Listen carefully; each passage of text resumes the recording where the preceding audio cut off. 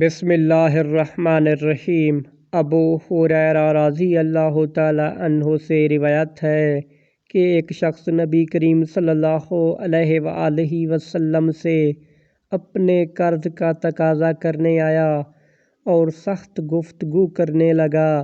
صحابہ کرام غصہ ہو کر اس کی طرف بڑھے، لیکن آپ صلی اللہ علیہ وآلہ وسلم نے فرمایا کہ اسے چھوڑ دو، کیونکہ جس کا کسی پر حق ہو تو وہ بات کہنے کا بھی حق رکھتا ہے۔ پھر آپ صلی اللہ علیہ وآلہ وسلم نے فرمایا کہ اس کے قرض والے جانور کی عمر کا ایک جانور اسے دے دو۔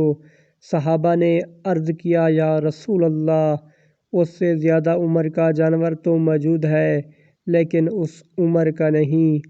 آپ صلی اللہ علیہ وآلہ وسلم نے فرمایا کہ اسے وہی دے دو، کیونکہ سب سے اچھا آدمی وہ ہے جو دوسروں کا حق پوری طرح ادا کر دے۔